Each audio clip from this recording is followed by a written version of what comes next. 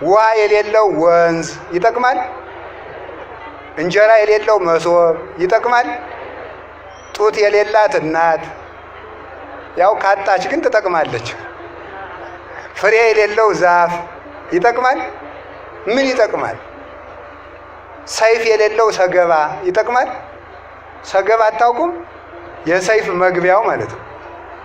ትጥቅ የሌለው ወታደር አሉ። የወታደሮችም በምን ይዋጋል? በምንም አይዋጋም ማለት ነው። ቃለ እግዚአብሔር የማይዝ ክርስቲያን እንደዚያ ነው ማለት ነው። እንደዚያ ነው። አጋንንትን ማሸነፍ አይችልም። አጋንንት በሕሊናው ክርክር ባነሱበት ጊዜ የኛ ሰልፋችን ጦርነታችን ከአጋንንት ጋር ነው። አጋንንትን ተከራክረን የምናሸንፍበት ሰይፍ የእግዚአብሔር ቃል ነው። ስለዚህ መያዝ አለብን። በውስጣችን የእግዚአብሔር ቃል እንደ ዛፍ ነው። ሰናፍጭ ስትተከል ከስር ያለውን ውሃ እየተሻማች እየተመገበች ማዕድኑን ሁሉ እየተመገበች ሌላውን ዛፍ ተነቃቅለዋለች። የእግዚአብሔር ቃል በልቡናችን ስር ሲሰድ የኃጢአት ዛፍ እየተነቀለ ይሄዳል ማለት ነው። መነቀል ይጀምራል። የእግዚአብሔር ቃል ግን በልቡናችን ከሌለ ግን ፈጽሞ ኃጢአት እየሰፋ እየተንሰራፋ እሾሁን እየተከለብን ይሄዳል ማለት። ስለዚህ ቃሉን መያዝ ይገባናል። እንደዚህ ያለውን ሕፃን የተቀበለ እኔን ተቀበለ። ይሄን ያለ መድኃኔ ዓለም ነው። እንደዚህ ያለውን ሕፃን የተቀበለ እኔን ተቀበለ ያለ ክርስቶስ ነው። ለማን ነው ያላቸው ስትሉ ለሐዋርያት ነው ያላቸው። ወመፁ ሀቤሁ አርዳዩ ለግዚ ኢየሱስ እንዘይብሉ መኑ እንጋ የአቢ በመንግሥተ ሰማያት። የጌታችን የመድኃኒታችን የኢየሱስ ክርስቶስ ደቀ መዛሙርት ወደ ጌታ በመንግሥተ ሰማያት የሚበልጥ ማን ነው እያሉ መጡ ይላል። በመንግሥተ ሰማያት እንደው ትልቅ ሰው ማን ነው እያሉ ጥያቄ እየጠየቁ መጡ ይላል። ይህ ጥያቄ የተነሳባቸው ምክንያት አለው። እኔ ነኝ ወይስ ሌላ ሰው ነው? እኔ ነኝ ወይስ ሌላ ሰው? አሁን የዚህ ቤተ ክርስቲያን አጥቢያ ምዕመናን የሆናችሁ በዚህ ዙሪያ ያላችሁ ሰዎች እንዲህ ቢባል ምን ትላላችሁ? ይህንን ቤተ ክርስቲያን ከልጅነታቸው ጀምሮ የሚያገለግሉ የሚደግፉ አንድ ትልቅ ሰው አሉ ሲባል እኔን ነው የሚሆን አትሉም? ትላላችሁ። እንደዚያ ነው የምንለው። መልካሙን ለራሳችን ነው የምትወስዱ። እዚህ ሰፈር ሁልጊዜ የሚሰርቅ ሰው አለ ስል ደግሞ ምንድን ነው የምትሉት?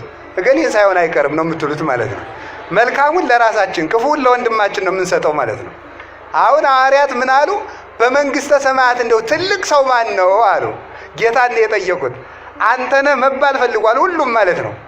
ይህ ክርክር የተነሳባቸው ደግሞ አስታከው ለመጠየቅ ነው። በሶስት ምክንያት ነው። ቅዱስ ጴጥሮስን ጌታ ሶስት ነገር ብሎታል። አንደኛ ስሞን ወልደ ዮና የዮና ልጅ ስሞን ሆይ አንተ ብፁዕ ነህ። ብፁዕ አንተ ስሞን ወልደ ዮና አንተ ብፁዕ ነህ፣ አንተ አለት ነህ፣ አንተ ኮክ አለት የሚል ስም አወጣልሃለሁ። ወበዛቲ ኮክ አንጻ ለቤተ ክርስቲያኔ በዚያች አለት ላይ ቤተ ክርስቲያኔን እሰራታለሁ።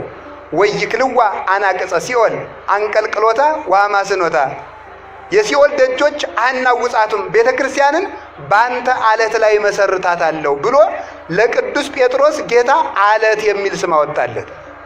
አሃ እሺ፣ አለት የሚል ስም አወጣለት። ለእኛስ አላወጣም። እንኳን አለት ድንጋይ የሚል ስም አላወጣለን። እሺ ለምን? አንድ ጥያቄ በሉ። ሁለተኛ ደግሞ ምን ይላል? ወለከ እሁበከ መርአውተ ዘመንግሥተ ሰማያት ዘአሰርከ በምድር ይኩን እሱረ በሰማያት ወዘፈታይከ በምድር ይኩን ፍትሐ በሰማያት።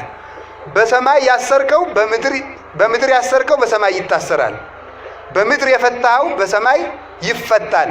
የመንግሥተ ሰማያት መክፈቻ ቁልፍ እሰጥሃለሁ አለው። አሃ ቅዱስ ጴጥሮስ ነው የሚበልጥ ማለት ነው። ሁለተኛ ጥያቄ።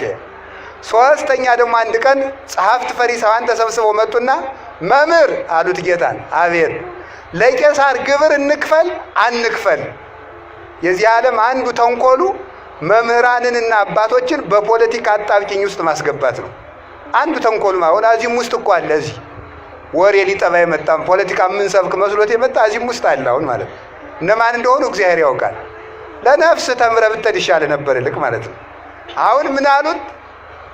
ለቄሳር ግብር እንክፈል አንክፈል አሉት። አይ ክፈሉ ቢል አረ የሰውዬ ፖለቲከኛ ነው ሊሉት፣ አትክፈሉ ቢል ደግሞ በመንግስት ላይ ያምጻል ሊሉት ማለት ነው። ችግር እኮ ነው እናንተ። ከሰው ጋር መኖር እኮ ችግር እኮ ነው። ክርስቶስን በዚህ አጣብቂ ጥያቄ ጠየቁት ማለት ነው። ዛሬ የቤተ ክርስቲያን አባቶችን ይሄ መንግስት ልማታዊ ነው ቢባል ፖለቲከኛ ናቸው፣ እኒህ ሰውዬ ተነካክተዋል ማለት ነው ይባላል። ይሄ መንግስት ሌባ ነው ቢባል ደግሞ እኔም አላልኩም ተሰረቀም እንላለን። ሌባ ነው ደግሞ ከተባለ ደግሞ ይሄ መንግስት ሊገለብጡ ነው ማለት ነው ደግሞ ይባላል ማለት ነው። ችግር ሁሉንም ሲናገሩ ችግር ነው። ከዚያ በኋላ ጌታን ምን አሉት? ሳንቲሙ የማሲ ሳንቲሙን አምጡት አላቸው። አመጡት። ዘመኑ ውእቱ መልኩ ወመጽሐፉ፣ ከመጽሐፉ ላይ የተጻፈው ስምና ፎቶ የማን ነው አሉ። በቀኝ በኩል የኪሩቤል ስዕል አለው፣ በግራ በኩል የቄሳር ስዕል አለው። ሊያስቸግሩ አይደል የመጡ? በሉ እንግዲያስ የቄሳርን ለቄሳር የእግዚአብሔርን ለእግዚአብሔር ስጡ አላቸው። ምን ማለት ይመስላል? አንድ ጎኑን ለቄሳር አንድ ጎኑን ለእግዚአብሔር ስጡ ማለት ይቻላል? አንዱን ሳንቲም አስቸግረው ስለመጡ አስቸጋሪ መልስ መልሶ ሰደዳቸው ማለት ነው። እንዳይችሉ አደረጋቸው። ጥሩ በዚህ ተረተናል አሉና ሌላ ቀን ከበድ ያለ ጥያቄ አመጡ። ለደቀ መዛሙርቱ ቀረብ አሉና መምህራችሁ ግብር የማይከፍል ለምንድን ነው አሉ። አሁን የማይታለፍ ጥያቄ አመጡ።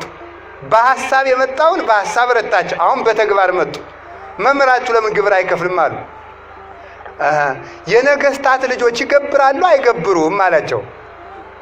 አይገብሩም ያስገብራሉ እንጂ። እንግዲህ እኔ የአብ የባህሪ ልጁ ገብራለሁ እንዴ? አስገብራለሁ እንጂ የንጉሥ ነገሥት የአብ ልጅ እኮ ነኝ እኔ፣ የንጉሥ ልጅ እኔም ንጉሥ ነኝ አላቸው። ግን ከመይታወቁ ህዝቡ እንዳይበጠበጥ ግን አለ ቅዱስ ጴጥሮስን ሂድና ባህር እዚያ አሳ ተቀበልና አሳ አጥማጆች ሄደህ አሳው ግብር አምጥተህ ክፈል አለው። እዚያ በኋላ ተመልከቱ ምን አደረገ። አሳው ሲወጣ ከአሳው ውስጥ ምን አገኘ? ወርቅ ዲናር አገኘ። እዚያ በኋላ ያንን ከፈለ። ምን አደረጉ መሰላችሁ? ህግን ማክበር ስለሚገባው የህግ ባለቤት ስለሆነ ግብር ከፈለ። ጌትነቱን ለመግለጥ ግን ለእኔ ባህር ትገብርልኛለች፣ እናንተ ገብር ትሉኛላችሁ አላቸው። እኔ ባህርን የማስገብር የባህር ፈጣሪዋ ነኝ። እንስሳት አራዊት ለእኔ አውቀው ይገብራሉ። ምድር ትገብርልኛለች፣ ሰማይ ለእኔ ይገብራል። ይባርክዎ ኩሉ ግብረ እግዚእ ለእግዚአብሔር፣ እግዚአብሔር የፈጠራቸው ፍጥረታት ሁሉ የምስጋና ግብርን ለእግዚአብሔር ያወጣል። ለእኔም ለአንተም ክፈል ብሎታል ቅዱስ ጴጥሮስን። እንግዲህ ቅዱስ ጴጥሮስን ለእኔም ለአንተም ግብር ክፈል ካለው ቅዱስ ጴጥሮስን ከራሱ ጋር እኩል እያደረገው ስለሆነ ጴጥሮስ ነው የሚበልጥ ማለት ነው። ቁርጡን ይንገረን ዛሬ አሉ ሐዋርያት። ሶስት ነገር ለይቶ ስላደረገለት ዛሬ ቁርጡን ማወቅ አለብን። ማን ነው ትልቅ ብለው ጠየቁት። እሱ ደግሞ ነገሩን ከጉዳይ ያወጣና ወፀዋ አሐደ ሕፃነ ወአቀመ ማእከሌሆሙ፣ ነገሩን ጴጥሮስንም ሳይጠራ ዮሐንስንም ሳይጠራ ቶማስንም ሳይጠራ ሌላውንም ሳይጠራ አንድ ሕፃን መጣና ከመካከላቸው አቆመ። ሕፃን ነው። ያን ሕፃን አቆመና ምን አላቸው? አማን አማን እብለክሙ እመ ኢተመየጥክሙ ከመ ዝንቱ ሕፃን ኢትበዉ ውስተ መንግሥተ እግዚአብሔር።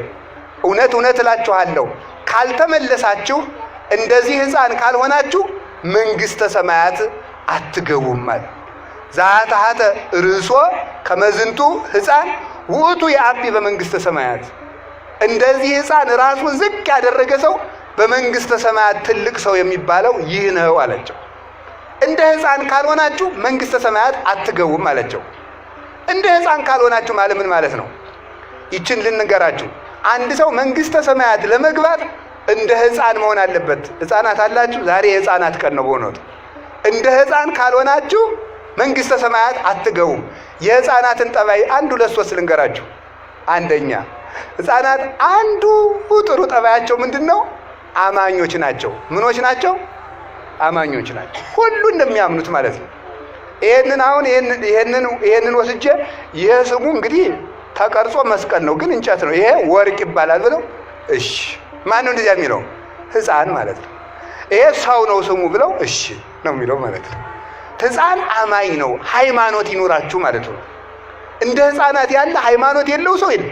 እነገሌ ቤት ጅብ ታስሯል ቢባል እሺ ማን አመጣው አይል፣ እነማን አመጡት አይል፣ ምን ይበላል አይል፣ ሰዎቹ እንዴት ቤታቸው ሲያስቀምጡት አይበላቸውም አይል፣ ዝም ብሎ ማመን ማለት ነው። ሕፃን አማኝ ነው። ስለዚህ እመኑ፣ ሃይማኖት ይኑራችሁ። አሁን ለዚህ ነው ኦርቶዶክስ ተዋሕዶ ቤተክርስቲያንን የሚነቅፉ ከኛ ቤተክርስቲያን ውጭ የሆኑ አንዳንድ ሰዎች ምን ይላሉ? ኦርቶዶክስ ተዋሕዶ ቤተክርስቲያን ሕፃናትን ለምን ታጠምቃቸዋለች? መጀመሪያ እምነት መቅደም አለበት ይላል። ለመሆኑ የሕፃንን ያህል የሚያምን ሰው አለ? በፍጹም የለም። ሕፃን ምንም ጥርጥር የሌለበት አማኝ ሕፃን ነው። ጥርጥር የሌለበት ሃይማኖት ከሌላችሁ መንግሥተ ሰማያት አትገቡም ማለት ነው። ከቃሉ ጋር ናችሁ? ከቃሉ ጋር ናችሁ? ሕፃን አይፈራም፣ ያምናል። በፍጹም ነው የሚያምን። ሁለተኛ ደግሞ ሕፃን ምን በላ ምን ጠጣ የሚቀጥለው ዓመት ምን ይሆናል ብሎ አይጨነቅም። ዘንድሮ ድርቅ ይሆናል፣ ፖለቲከኛ በዛ፣ ሰው ተፋጀ ብሎ ይጨነቃል? አይጨነቅም። ፈጽሞ አይጨነቅም። ለዚህ ዓለም አትጨነቁ፣ ለሰማይ መንግስታችሁ ተጨነቁለት። የሰማይ መንግስት ስትፈልጉ የምድር መንግስት ይሰጣችኋል። የሰማይ ሰላም ስትፈልጉ የምድር ሰላም ይሰጣችኋል። የሰማይ ሀብት ስትፈልጉ የምድር ሀብት ይሰጣችኋል። ስለዚህ ለዚህ ዓለም አትጨነቁለት ለማለት አንዱ የሕፃን ጠባዩ ይሄ ነው። ሕፃናት አይጨነቁም። ሶስተኛ ደግሞ ሕፃናት ለክብራቸው አይጨነቁም። አይገርማችሁ? አንጥፉልኝ አይሉ፣ ጎዝጉዙልኝ አይሉ፣ ተለቅ ያለውን ወንበር ለእኔ ስጡኝ አይሉ። ዝም ብለው ደው ጉቸት ያለ ማለት ከጭቃው ላይ ሁሉ ማለት ነው። ለክብራቸው አይጨነቁም። ትውት ናቸው ማለት ነው። ቁጭ ብሎ ጭቃው ላይ ማለት ሰው በወርቅ ተቀምጦ እነሱ ሄደው ጭቃው ላይ ቁጭ ይላሉ። ለክብርህ አትጨነቅ ነው። ለክብሩ የሚጨነቅ ሰው በእግዚአብሔር መክበር አይችልም። ለክብሩ የሚጨነቅ ነው። ራሱን ብቻ መስማት የሚችል ሰው፣ ራሱ የራሱ ክብር ብቻ የሚታየው፣ በራሱ ክብር ተለጉሞ የሚኖር ሰው እግዚአብሔርን ብርሃን አያይም። ከጉድጓድ ውስጥ የሚኖር ሰው ፀሐይን ማየት እንደማይችለው ሁሉ የገዛ ክብሩን የሚያይ ሰው የእግዚአብሔርን ብርሃን ማየት አይችልም። ማየት አይችልም። ሁልጊዜ እንቁራሪት አሉ የምትጮህ ባህሩን የማስተዳድረው እኔ እየመሰላት ነው አሉ። በጣም እኮ የሚገርማችሁ ማለት ማታ ማታ ወንዙ ስጮህ አትሰማትም? እንቁራሪት የምታቅራራ የባህሩ ጌታ እኔ ነኝ ብላ ነው ሆነቱ። ግን የሚያኖራት ማን ነው? ባህሩ ነው የሚያኖራት። ባህሩ ያኖራታል እንጂ እሷ ባህሩን አታኖረውም። ሰው ከሌለ ዘንድ እኛ ነው ሰው የሰው በላይ ይሆን ይመስልናል በእውነቱ ማለት ነው።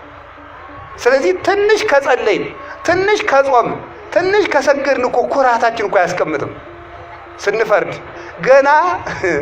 ገና መጸለይ ከመጀመራችን ሳምንት ሳይሆነን እገሌ እኮ አይጸልይም። ገና መጾም ከጀመራችን 3 ቀን ሳይሆነን እገሌ እኮ አይጾምም። አየሁ ይሄን አውደልድል ስንት ቤተክርስቲያን እየጠፋ ይላል። ተመልከቱ። አንዲት ሴትዮ ገዳም ዕለቱን ገብታ አሉ እሳት እየሞቀች እሳቱ ፍንጥር ብሎ ፈጃታል። ፍንጥር ብሎ ሲፈጃት ዕለቱን ገዳም የገባችለት ነው። እናንተ እኛን ጣድቃኖችን እንዲህ የበላ በዓለም ያለውንም እንዴት ሊያደርገው ነው አለች። ዕለቱን ገብታ ማለት ነው። ይገርማል እኮ በእውነቱ ማለት ገና ምኑንም ሳንጀምረው ማለት ነው። አንድ ነገር ሳንጀምር መመጻደቅ መኩራት እንጀምራለን ማለት ነው። እኔ እንዲህ ያለው ጻድቅ ነኝ፣ እኔ እንዲህ ያለው ጸሎተኛ ነኝ፣ ጸበልጅ ብዙ ገዳማት አውቃለሁ። ብዙ ገዳም ነው የምታውቅ እንጂ ገዳማዊ አይደለም። ብዙ ገዳም ልዞር ትችላለህ፣ ግን ገዳማዊ ግን አይደለም። እንኳን ጸሎተኛ ልሆን ስለ ጸሎት እንኳን እውቅና የለንም። ስለዚህ ስንመጻደቅ ስንመካ ሕፃን ልጅ ለራሱ ክብር አይጨነቅም። አሁን ዓለምን የሚያፋጀው ምንድን ነው? ለራሱ ክብር መጨነቅ ነው። ሁሉም ሰው የኔ ዘር ታላቅ ነው ይላል። የማን ዘር ነው እንግዲያ? ትንሽ እንደው እኮ ግሩም ነው።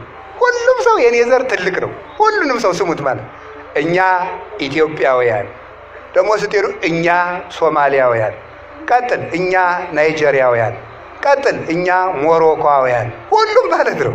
እኛ እንደዚህ እኛ እንደዚህ እንዲህ ያለውን ኩራት ነው መተው። ልናገር አንድ ቃል አይከፋችሁም? የሚፈርስ የሚበሰብስ የባሰም ልናገር ነው። የሚተላ የባሰም ልናገር።